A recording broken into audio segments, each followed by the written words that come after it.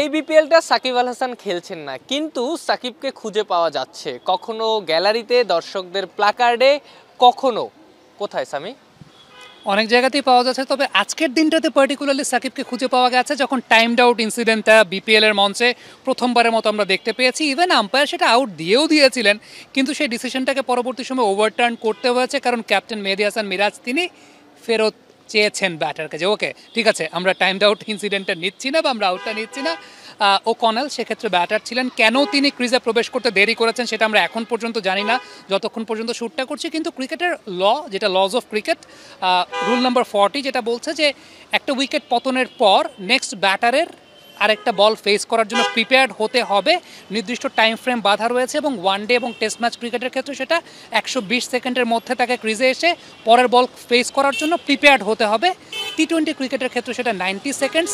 So 90 seconds pass হয়ে গিয়েছিল একটা উইকেট পতনের পর, এবং সেই জায়গাটা আপিল করেছেন ফিল্ডাররা, আপিল করার পর আম্পায়ার কিন্তু আউট দিয়েছেন। বাট পরবর্তী সময় সেই ডিসিশনটা আবার রিভাইজ করতে হয়েছে, কারণ ফিল্ডিং টিমই আবার বলেছে যে না, ব্যাটসম্যানকে আবার ফেরত নিয়ে আসা হোক।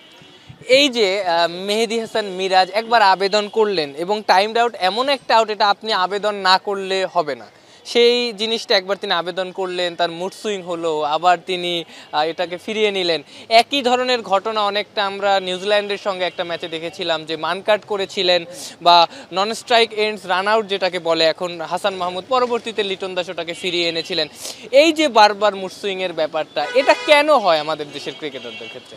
আমার কাছে মনে হয় যে টাইমড আউট ইনসিডেন্টটা নেয়ার পর বা উইকেটটা নেয়ার পর মেহেদী হাসান মিরাজ হয়তো বা চিন্তা করছিলেন যে এইটা নিয়ে আসিফ আফনান পিয়াল একটা রিপোর্ট করে ফেলবেন কিনা, সেটা নিয়ে স্পিরিট অফ দ্য গেম নিয়ে কোশ্চেন আসতে পারে কিনা।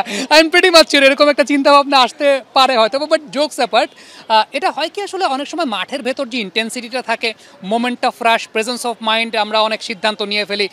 আপনিও ডোমেস্টিক পর্যায়ে ক্রিকেট খেলেছেন, আমিও ডোমেস্টিক পর্যায়ে ক্রিকেট খেলেছি।